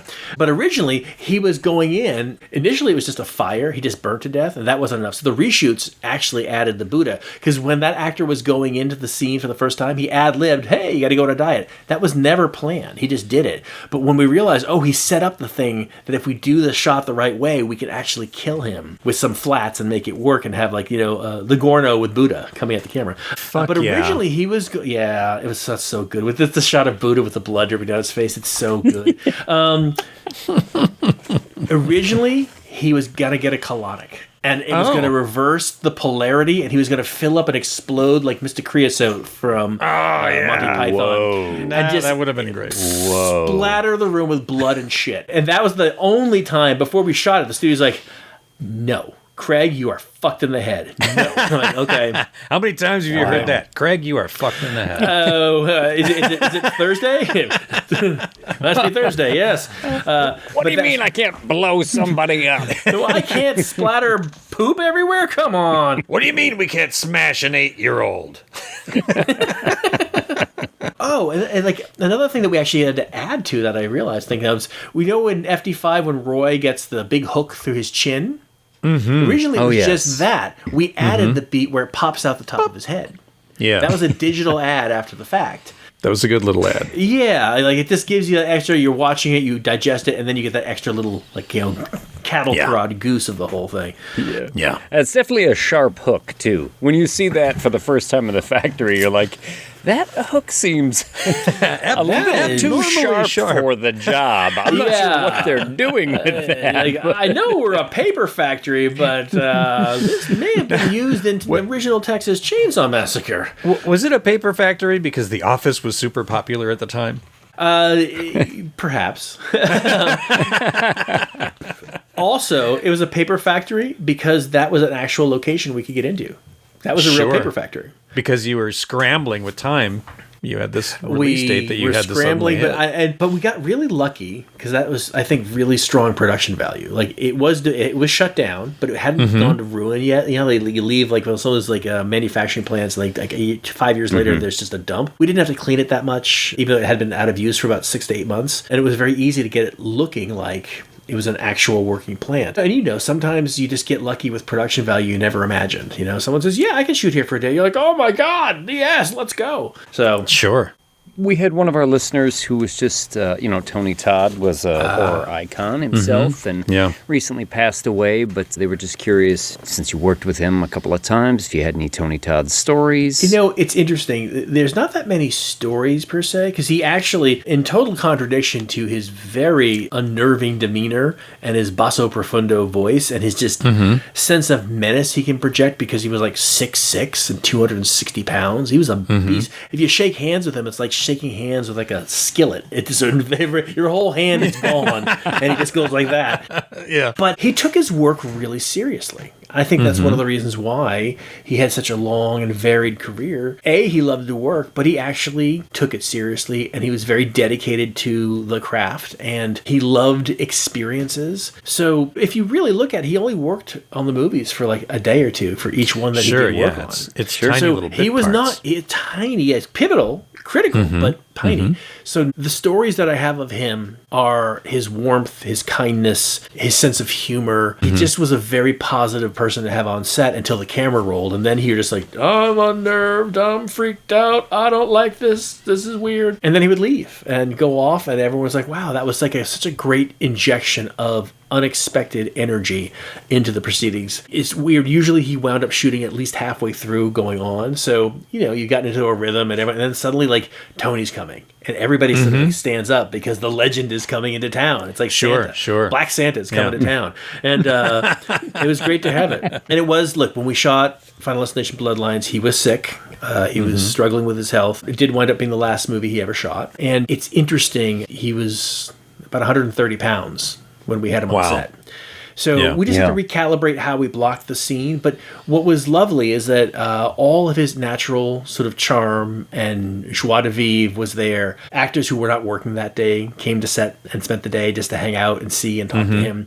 So everyone knew, everyone knew what was going on, but no one was like, calling attention to it because what's the need? Sure. So we all collectively said, well, how can we make this the best Final Destination experience he can have? And I think that we were able to provide that for him. And he, in turn, provided us with what I would argue is the most emotional scene in the entire franchise. Not just because of what it is, but because of what it is now that he's passed. The directors very wisely, when he was leaving the scene and making his exit, they said, Tony, take the script and throw it away. What would you want to say to your fans right now? Oh, wow. And that's what's in the movie. Perfectly authentic and very Tony. No kidding. And you're just like, geez, wow. It hits hard within the context of the movie, and it hits even harder now that he's gone. But it's a lovely testimonial to his talent and his legacy captured in that movie. That's the Tony Todd of it all. In memory of. The fact that we know nothing about this next movie that's coming out or what his character is going to be like or any of that.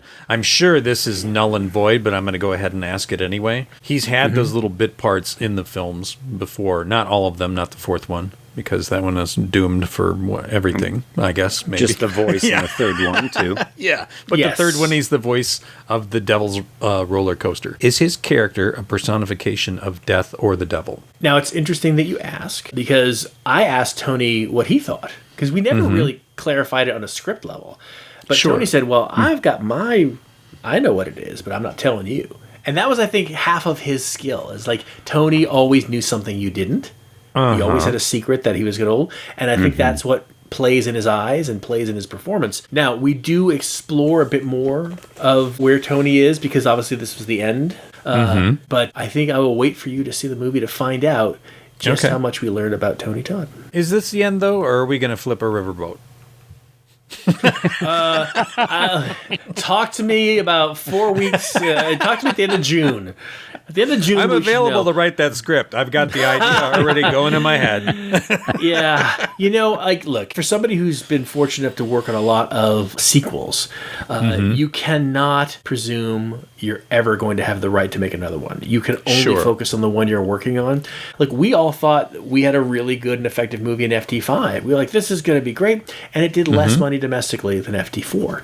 And we did not expect the help to siphon off a good portion of our audience. So you cannot control anything but whether or not you made the best version of that script with the time and resources you were given. That's all you can control. You can't control marketing. You can't control the weather. You can't control anything else. So if you did that and you can go to sleep knowing that you did your best with those factors weighed in, then go and sleep well and be happy with what you got, because everything else could just shit on your parade every day. And that's just you wasting your emotional energy on stuff you can't control. And what's the point of that? Yeah. So I'm very happy with FD Bloodlines. It's the highest testing movie in the franchise by far. Okay. I think that we are benefiting from, and if you can't see this because it's the podcast, I'm holding up a cell phone. And a cell phone is the sum total of human knowledge, plus that has a video camera and a regular still camera.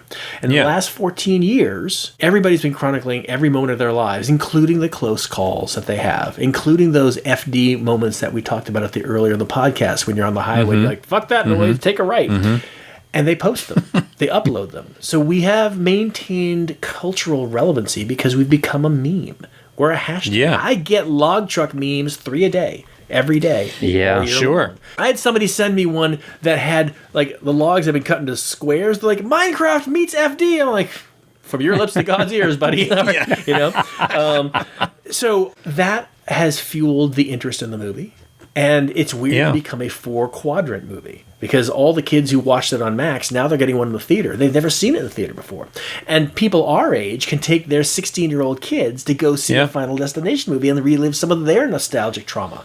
So it's become, for a horror movie, a 4-quadrant movie that nobody really was able to predict, but all of the research and all of the way that the materials are impacting the audience as they're being like drip, drip, drip released has been very encouraging. And again, you never know. Like, are we going to get killed by Tom Cruise for Memorial Day weekend, that second weekend? Probably. But if we can have that opening weekend to ourselves on the 16th, then you know what? We might just do a smash and grab and get out of here, not only with the franchise revived, but with the studio like making their money back. And then we have overseas, and we'll see how that plays. But I'm very happy with the movie that we're able to do. Now, here's something else. Like, most of these movies, they have 60 days of first unit. Like, they're pretty intense, and they're very long. Sure.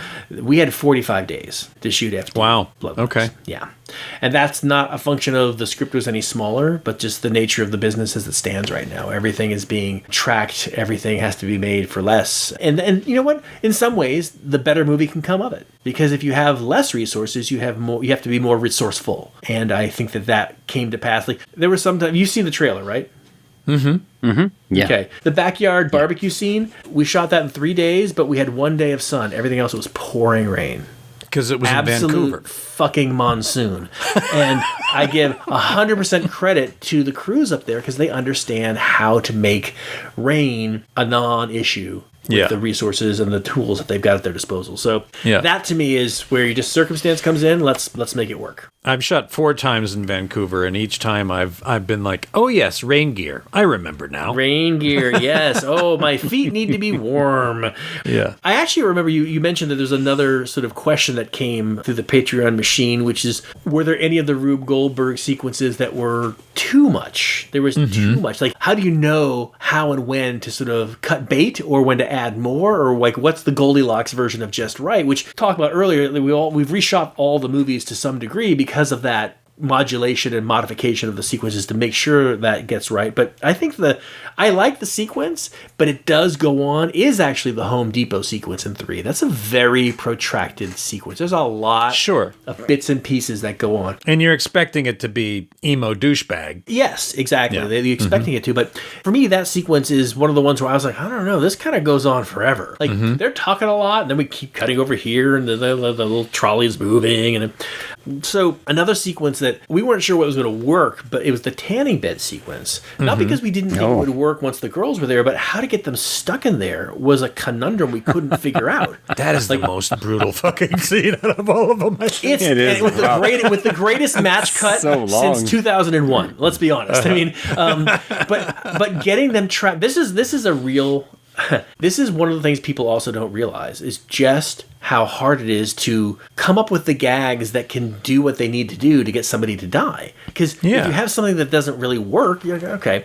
So getting that shelf to land the right way and credibly sell that it's going to get caught between the two lips of both sides as they were getting up took 2 months of trial and error of different things that might be in that room. And we were getting to the point, how are we going to get them trapped in there? How's this going to work? And the tipping point was if they open the caskets at a different rate, suddenly the board has a place to go, and then it can slide into the other one. And it just took literally building them in order to figure out if it could actually work. I love it. It was just You're doing nuts. the opposite of safety proofing a room. Exactly. Like, oh my God. That's literally figuring out how it can kill someone. It's such a great way to put it. Actually, about 4 months ago, I called the people at Warner Brothers and said, hey, I think that we should make a deal with a national escape room company and build Final Destination escape room.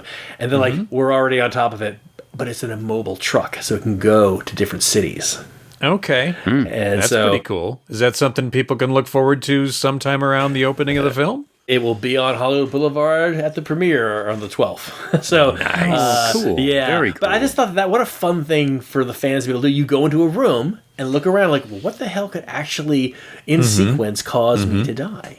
And that's a really fun, I mean, it's a real life version of the sort of play along the movies provide at their best sequences. So what I'm interested in seeing is how, we talk about the log truck traumatized generation, which I'm very proud to say that I've done. It's been interesting to see people see the glass and the ice chips for FD Bloodlines, and they're like, fuck, can't go to a bar anymore without wondering is something going to be in there. That's happened a bunch of times too. Oh, absolutely. Boy. Yeah. And there's a reason why anytime a glass breaks in a real bar, they just melt all the ice, clean it out, and restock the whole thing, because you just can't take the risk that even the tiniest thing. That bar is just a backyard bar at someone's house, so they don't really, he's just like, I gotta go, everyone's coming over. So I'm looking forward to see what things in this movie are going to be those traumatic moments for this generation. I'm very curious to see what we can pull off. Some of the things seems to work. Yeah. You'll see. You say it's testing well. It's testing well. I assume it's testing well with people that are younger in this generation, right? It is. And one of the reasons why we chose a tattoo parlor is not just because there's lots of implements that are sort of not very savory, but a lot of this generation has no problem getting tattoos. So it's an immediate, they have a lot of piercings. It's an immediate thing. You want to give the piercing tattoo crowd a scare.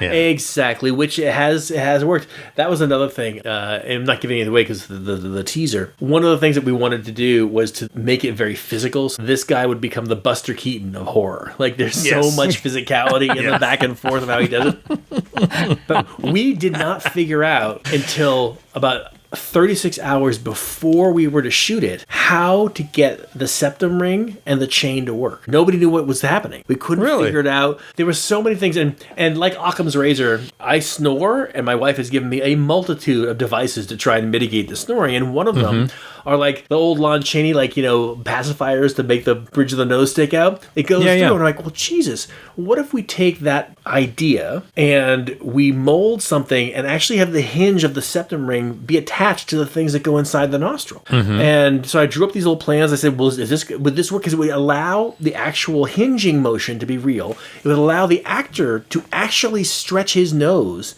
to the point where it'd be okay. And they had a magnet link set up, so if it was too much, it would actually, disengage. And the makeup people I think we can do that, but we can't use that material. We use this material. And I said, great. They immediately laser printed and then did it. They brought the stunt guy in. He put it on. He was able to do everything. And then they brought the actor in, and he did it. And then they showed it to their first AD, and we got rubber stamped. And we were able to have, as opposed to a prosthetic component to the nose and the sort of upper lip, it was all just the actual actor, because out of frame, he could actually tug it to the point where it was actually uncomfortable. And he sold the shit out of it. And that's not elaborate. That's just what's the simplest, stupidest thing that could possibly do it, and it worked. And I think that's a bigger lesson for everything. It's very easy to over-engineer stuff. Sure. If you want it to feel real, do the simplest, easiest version, and it's always going to play out better than some elaborate cockamamie contraption that you think is going to prove to everybody you're smart, where all you needed to do was flick a marble and it'll actually be 10 times better, Yeah. So I love that you're so hands-on with a lot of this stuff, too. You really have that desire and that drive to just be involved and be in there and in every step of the way. And I think that's part of you joked earlier about the fact that you hope you're going to have that unicorn shitting gold as it's walking across the thing. How many fucking unicorn shitting gold have you had now? A lot, I think. A lot. I do think that's a function of being very lucky. And look, I've set up hundreds of projects over the years, but there's only been a handful that get made, which is just, I think, demonstrates how hard it is to get something all the way through the system. When I teach classes, there's this whole sort of arc of a script that I go through where I give each of the students in the class a role. You're an agent, you're a studio executive, you're the director that I fired, you're the director I had to hire again. Just to track what it takes just to get a script from the point where it's sold to the point where it makes its way through the 2,000 projects all studios have in development down to the 14 they make that year. Sure. The statistics are ridiculous. You've got a better chance of becoming a professional football player than becoming a produced screenwriter. That's or getting hit by a log truck. We're more likely to get hit by a log truck twice. I mean, Jesus. So I would argue that I have been very fortunate with the ones that did get made. And look, you guys know this business is so hard. If you don't actually like the process, don't do it. If you're looking to make money, don't do it. There's a million other ways that you can make money. But if you really like the process and enjoy, to your point, engaging with people about their skill set and learning from them, you'll make better movies and you'll have a good time doing it. And by virtue of both those things, they might be successful. They might actually work. And I've been fortunate that I have created 2 pieces of IP that have continued to deliver dividends. Fuck yeah. And I run drugs from Mexico in my ass. I have about 45 pounds of fentanyl. So if I sneeze and my pupils get wide, just call an ambulance, all right? It's going to go Dial south. 911 and wait. Yeah. I mean, you just mentioned you've been fortunate to be involved in 2 huge franchises. Of course, we're talking about Final Destination and, of course, the American Pie series as well. Mm-hmm. With the success of things like the MCU, have you ever thought about the CPCU, the Craig Perry Cinematic Universe? You mean... just combining Final Destination and American Pie into one mega franchise? It would be American Destination Final Pie, and then we're good. We just cross-pollinate. Well, we've got some pitches for you. Yeah. you want to go ahead, Mike? You can give him the first one here. Oh, sure. Just a couple minutes of your time. There's nothing that is an executive's wet dream than IP that's been proven successful in the past. All right, so for the Craig Perry Cinematic Universe, this is my first pitch. Okay. It's called the Final Anal American... Destination. Okay, I like it. The Final American Pie Destination series mixes genres of raunchy college sex comedy with gruesome related bakery deaths. A group of bakery school friends cheat death after one of them has a premonition that they're all going to die in a bizarre pie-making incident involving an evil corporation's giant pie-making machine run by AI. However, the evil AI has other plans and starts hunting them down one by one in hilariously gruesome, ridiculous, and often pie-related mishaps. A robotaxi crashes into a candy store, a character drowns in a catastrophic cream-filled explosion, a flaming cherry tart lands on somebody's lap, and a fatal encounter with a malfunctioning pastry bag. All while they're trying to navigate bakery school, work placement at 5-star restaurants, and love triangles. Can they survive long enough to graduate and get those Michelin jobs, or will the AI get them first? What do you think? You think we can make that? Yeah. Good job. I think that is something that will not only spawn a additional 10 movies in the franchise, we can actually create a chain of restaurants at the same time. See, I like the way you're thinking. I like that. We've got another idea. Crossover potential. Okay. Well, remember, I'm a craven whore, so hit me up. I know. I went directly with American Pie characters here, so good for you. At Stifler's mom's funeral, Jim has a vision of his group being crushed under the weight of elderly Eugene Levy's giant eyebrows. Initially relieved to escape the hairy situation, his relief turns to dread when, after a horrid accident at his daughter's high school band camp recital involving a loose spit valve and a rack of clarinets, he realizes that death itself is after them. After visiting Stifler, now the head of an ashram in India and known as Guru Stifhartha, Jim and friends realize that for balance to be restored, the only way to cheat the Rube Goldberg death machine is through increasingly wild and kinky procreative acts.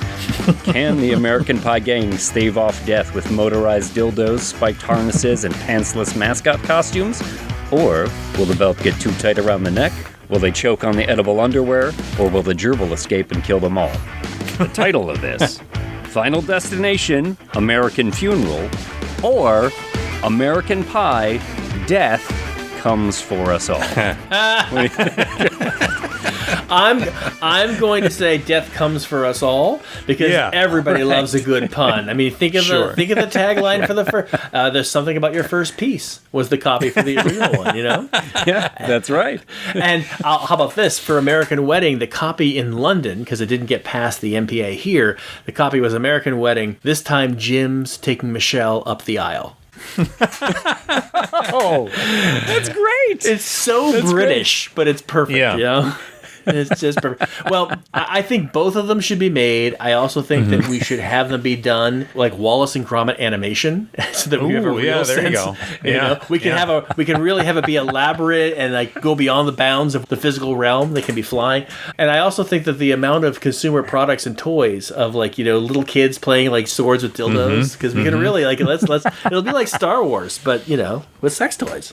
Yeah. Now, a lot of times movies go back and they change the names later to make more sense for the coming generations. So we were wondering if you've ever considered changing the name of The Final Destination to something different, like perhaps Final Destination. Well, here's what's interesting. There was internally at New Line, Final Destination 5 was Final Destination on the internal documents. It was 5 NAL. 5-0 destination. Like 7, but with a 5. I shit you not. They actually had internal. And after a while, everyone's like, the head of the studio's like, okay, it was funny for a while. It's got to stop. You just got to make it stop. What did we come up with earlier, James? I forget. We were talking about Fievel Destination, but then we thought that might get confused with that old cartoon with the mouse. Yeah, five Destination, the American Pie Tale. It's American Tale. We're going to go to America and sing, and then everybody dies. The end. Oh, that's funny. That's funny. Another name for The Final Destination, the fourth movie, is Rube Goldberg Presents a Day at the Races. Well, I have to be honest, like, marketing called it The Final Destination because they were like, let's make people think this will be the last one so they show up. They were so desperate. They knew what they had, which was not much. They said, well, how can we hoodwink the audience into showing up opening weekend? It was that... Well, it worked. Calculated. Well, it works. Well, yeah, exactly. So that was bravo marketing. By the way, it was the last time I ever questioned marketing. I said, "You guys seem to know what you're doing, and our job is just to make the movie good. You guys will do what you need to do to get it done, and we'll take it from there." Is there a death that you've seen in another movie that you felt would be a good Final Destination death? Ooh, like, is there another movie that you said, "Ooh, that belongs in an FD movie, not a Blumhouse movie or whatever it is"? Wow, that's a really, really good question. And I only ask because, like, Final Destination movies are weirdly so specific that I don't know. I mean, I admit I did not see The Monkey, but I hear that there were a couple of sequences that seem to have been drafting behind FD. That's the movie. We're reviewing that next with Monkey Shines because that's what our Patreon people said we should review it with. And we're like, okay. Okay, then add a third one with that movie Link. You remember the movie Link? Yeah. You know, there you go. I don't remember Link. It's a monkey movie. It's a monkey movie. It's another angry monkey movie. Yeah, it's true. No, you're right, though. I just watched The Monkey, and I've been watching all the Final Destination movies, and there's definitely some of that going on there. Well, we were originally talking about pairing The Monkey with one of the Final Destination movies, but the people on the Patreon chose Monkey Shines instead. You know. Yes, and like good foot soldiers, you do what you are told. Absolutely. Got to give the people what they want sometimes. Give the people what you want. Zip. You know? Oh, I'm so sorry. Speaking of game tie-ins, have you ever considered pitching Mousetrap, the movie? No, but I know it's actually set up somewhere. Get the fuck out of here. Oh, yeah. No way. Oh, yeah. Yeah. Dude, I had to go in pits for Chutes and Ladders. Oh. I shit you not. Because IP is everything. The prospect of having people think that the audience knows a little bit something about something that will offset the spend, it makes it worth it. But I've not seen the Seth Rogen thing, but apparently they're trying to make the Kool-Aid movie. The Kool-Aid movie. And I'm like, I get it. It's great. It's a great setup because they're like, okay, it's the Kool-Aid movie, and how are we going to fucking do this? And so he gets Martin Scorsese to come in, and Martin Scorsese's pitching Jonestown as the movie he wants to make. And Seth goes, okay, this is great. I want to make this movie, but we got to change the title. And he's like, what? Kool-Aid. Yeah, it's that's all in the pilot episode. It's pretty good. The thing I like about that show, the studio, and a thing I also don't like about it is it's the bear for people who work in the movie industry. So because you work in the industry, it's just like every scene is going to be tense, and you're going to be like, oh, I know exactly where this is going, and I hope this doesn't happen, and that happens, and I hope this doesn't happen, and that happens. And yeah, it's worth checking out. Yeah. So what's interesting about the 14-year gap and up to like why now and how did we get it off the ground? We were trying to find some way, given all the upheaval at the studio and the change in regimes, how can we make Final Destination something that changed their perspective from it being a max release to a theatrical release? Like, how do we make it sexy?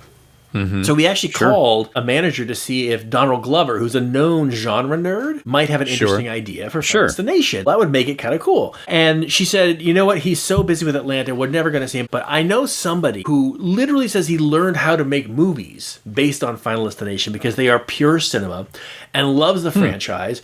And I know he has a great idea. And it happens to be my husband, John Watts. So then John Watts, who directed the last 3 Spider-Man movies and Wolves with Brad Pitt and George Clooney and Cop Car and Skeleton Crew was his original Star Wars miniseries that he came up with and directed half the episodes. Oh, wow. He's great, and he does love genre, and he loves this franchise. And when he called, he's the one who sort of said, here's the family. The order of events is through a family and a bloodline. And we said, well, are you worried about this? He says, yes, but here's how you fix it. And he had that just slight paradigm shift that took the issue of having a family member get killed, making it too moribund and morose. And he just had a patina to make it work, which I think is one of his great gifts. He just knows exactly how to nuance things to make it the most palatable version it can be. And at that point, politically inside the studio, oh, they got the Star Wars guy, yay! And then away we went. Spider-Man, come here. Off to the races we went, and it's been nothing but good times going from there. But with that, we were able to sort of come together with, now the directors we got, it's Zach Lipovsky and Adam Stein, and we had 272 people apply to direct for this movie. Sure. And we wound up only hearing pitches from 6 of them. And now one of them happened to be a gentleman from Indonesia, and we thought it would only be fair if everybody pitched on Zoom. It just does even the playing field, so everyone's got the same sort of dynamic behind them. So we listened to a bunch. Some worked, some didn't work. But when we got to Adam and Zach, they come up in the Zoom, and they're in like a living room with like a fire in the fireplace. And I'm like, I teed it up. I said, where are you? I said, oh, we're at Adam's house. And Zach's from Vancouver, so he flew down, and we kind of figured it out. So they took over the Zoom so they could run their presentation. And it was great. It was really smart, and it was incredibly well put together. And so we're all on mute. And when they finally finished the presentation, they keep going. They had come back on screen, and the fire had escaped the fireplace in the background. It was actually licks of flame crawling up, and there's like smoke, but they couldn't, like, we were all muted. So we're like, is that really happening? What the fuck? So we start pointing, and they're kind of getting all unnerved because the pitch is now getting interrupted. They don't know, oh, did we do something wrong? So finally, they unmute us. We're like, there's a fire behind you. So they turn around, and Adam goes and gets a fire extinguisher, and he like blows out the fire, and that's everything. And it was real? They sit down, and everyone's like, that's the craziest thing. And then we hear a crack, and they look up, and a ceiling fan falls and beheads Adam. Blood goes squirting everywhere. And they both fall out of frame, and that's when Adam pops back in the frame, and he's looking down at his partner, who's now dead, and there's like still blood pumping up. They had pre-shot and edited and done all the VFX for the entire thing. And when they popped out of frame, when it came down, that's when he went back to live action, and wearing the same clothes, popped back into frame. Wow. So the balls that it took to do that, because if it doesn't work, irrespective of how good your presentation was, it's over. Now, they had the job based on the presentation, but the fact that they had the sack to do that and pull it off, bravo. Holy shit. That, I think it demonstrates just what it takes these days to distinguish yourself from the herd of people. It takes talent and skill and just courage to sort of risk it all on what you think was going to work. So, nice. Armed with that, we went into the process of making this movie, and it was all over the place. But the thing I like most about it, I can't go into too grand a detail, but one of the fun things that this movie has, it opens in 1969, and the woman has the premonition, and she's about to get engaged. She just gets engaged. She has this premonition of this terrible accident on top of what is ostensibly the Space Needle in Seattle, but it's not really the Space Needle. This is our own building. But when we come out of her eye, We're now in 2005, and we're in a classroom at a college, and this girl has been having this recurring dream for 2 months, and she cannot shake it. It's ruining her whole life. All she knows is that it seems like the person in her dream is her grandma, who she's never met, but she's just heard anecdotally from the family, because the family has disavowed her, and it's all the family secrets about grandma. So she realizes, I've got to go home and dig up what the fuck's going on with this grandma, because if this thing keeps going, I'm going to get flunked out of school, I'm going to lose my scholarship, it's all over. So how the past and present connect with the Final Destination mythology is really interesting, and how it's used as a way to dig into all the things that families have, both superficially and as the relationships start getting pressured. Some very interesting secrets come to light, and very dynamic relationships get tested in ways you would never imagine, but that's what makes it work, and very identifiable. Everyone has family. Going over to Thanksgiving is really awkward. Sure. You know, if you have some weird shit you find out. So that was what John's contribution brought to it, is that let's make this about a family, because everyone has challenging family relationships, including That's you great. guys, going back many, many years. And then you add to that an enormous amount of, like, this is one of the reasons why we had that opening set piece, the bigger first set piece, is at a family barbecue.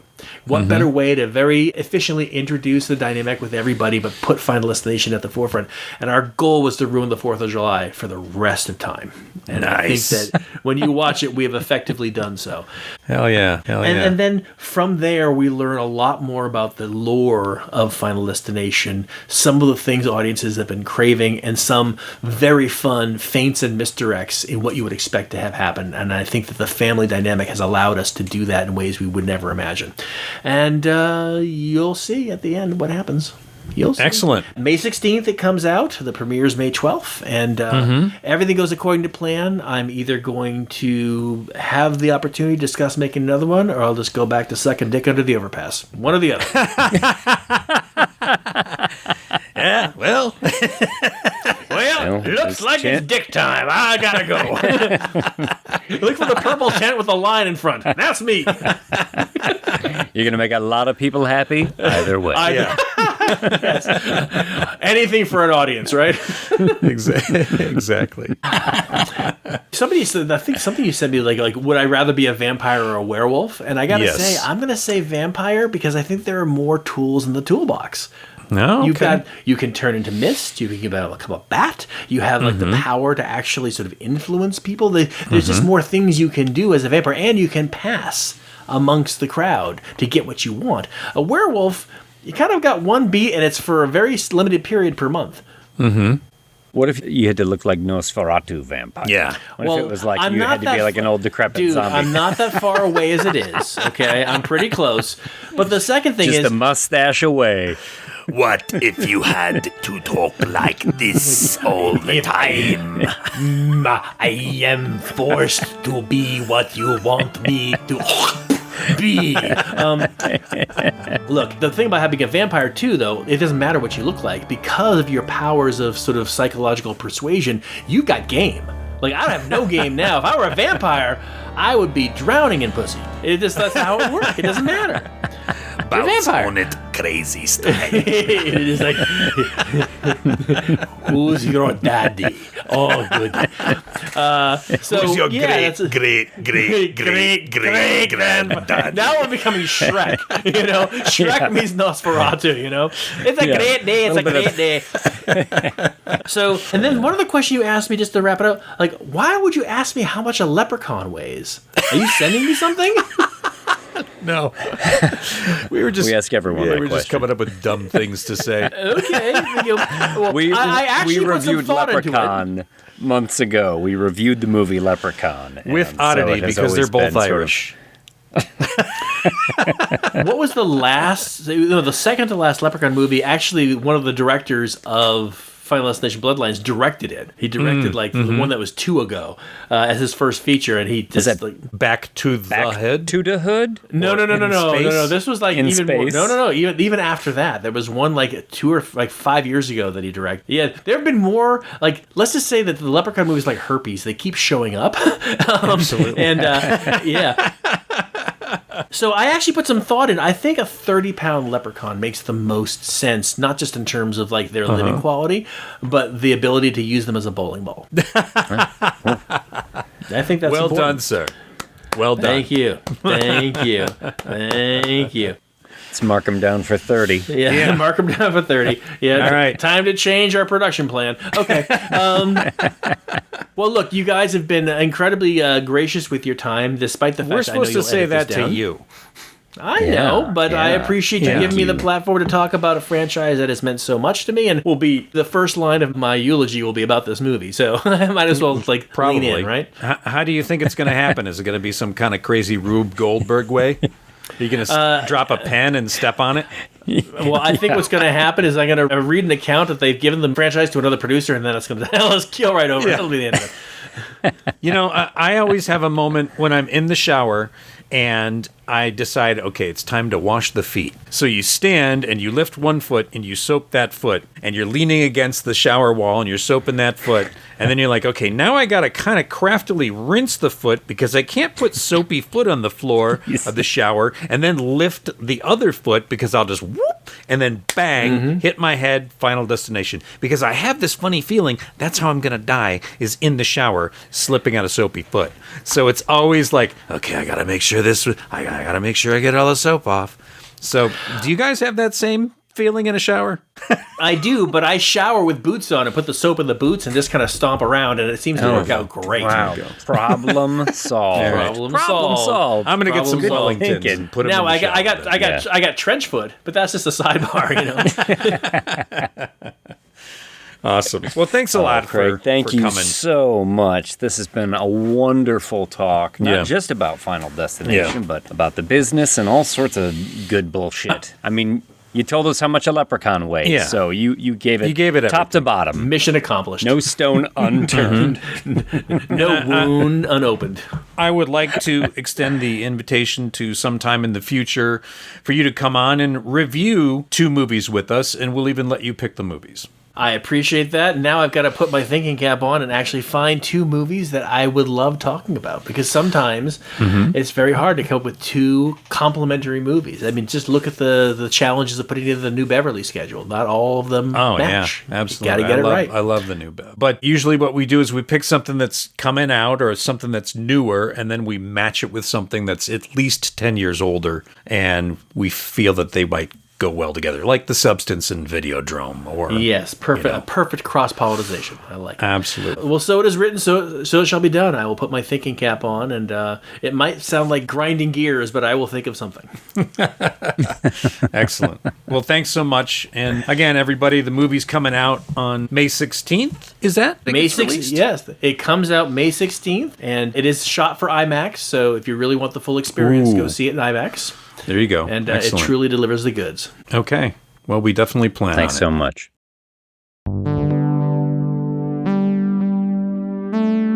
Well, that was fantastic. I know that's not our usual show, but I loved having Craig on. Man, that guy had a lot of cool stories, a lot of cool things to say.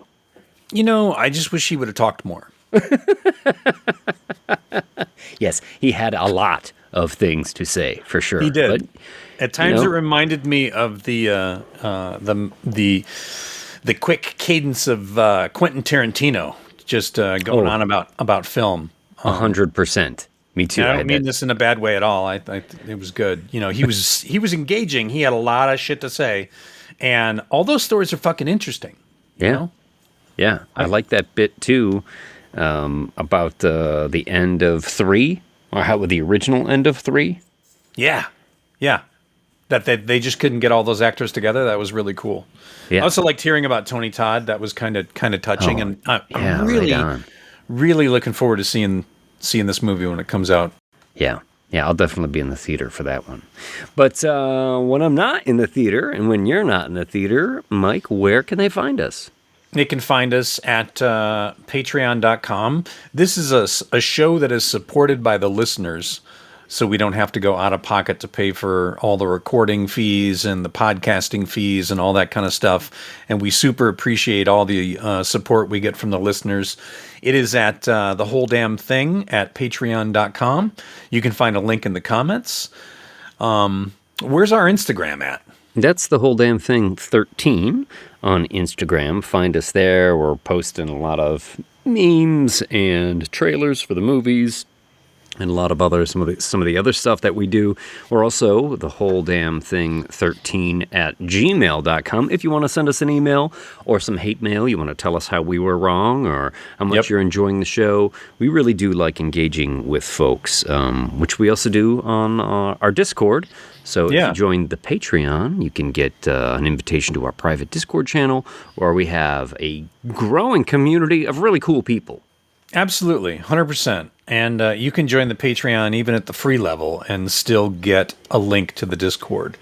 You don't get the unlocked special rooms like we had a screening of Zombie on Easter, which was great. And if you do join the Patreon at the $2 or $4 level, you're going to be able to download that show and get to experience for yourself what everybody else did live. It was a lot of fun. And we're also on Threads. We're looking for more followers on Threads. We've met some very cool people from the horror community on the horror community. Don't say horror. No. But perhaps we should talk a bit about our friends Caitlin and Brittany. They said that. They said that. It was them. It was them that brought that up. It wasn't us. It was definitely them. I just can't.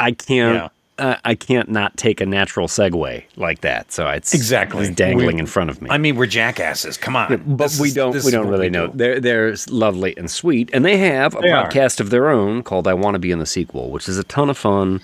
And it's a couple of girls who are huge horror fans, huge horror buffs, talking about movies just like we do. So if you like what we're doing here, you should definitely check out "I Want to Be in the Sequel" because they got a similar vibe there, and it is a ton of fun. I've been enjoying listening to their episodes. Absolutely. Well. They're becoming fast friends, and we think they're great. So definitely go over. You got to find them on Spotify though. That's where they are. They're on the Spotify. They aren't a whole bunch of other places yet, but they will be because we're just going to keep bugging them until they do. Get your shit together, girls. Come on, God damn it! Just publish that shit so our mom can finally listen. Mom's still doesn't know why they're not on our Patreon. Please don't make our mom mad. Oh, something we got coming up. Friday, June 13th. If you're in the state of Illinois, or I don't know, an hour from the state of Illinois, we are doing a special Friday the 13th Part 2 outdoor screening on Crystal Lake in Crystal Lake, Illinois. We're going to do a Q&A. There's going to be a costume contest, the movie. I'm going to be showing some behind-the-scenes stuff from the movie afterwards. Yeah. Games. 21 and over, live music. It's really going to be amazing, and we're going to be out there in person, and you can come and say hi to us and shake our hands and tell us how much you want to meet our mom, who's also going to be there. Yeah, for sure. It's going to be a great time. The Crystal Lake Park District is putting it on, and we are going to host the whole day's affairs and hopefully have a good time watching that movie and just hanging out by the lake all day, trying not to get murdered. Yeah, absolutely. Or try to get murdered. Who knows? We'll see what happens. We'll see how the day goes. Do you think Tyler made it through the drive-in? Because if he did, he should take us out. The head, the tail, the whole damn thing.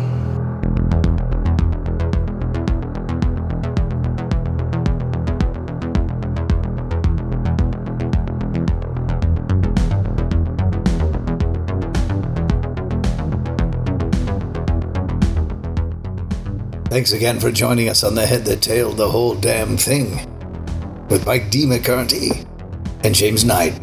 I'm your announcer, Tyler Patton. Join us on the next episode with The Monkey and Monkey Shines. I love Monkey Shines. It's such a good movie.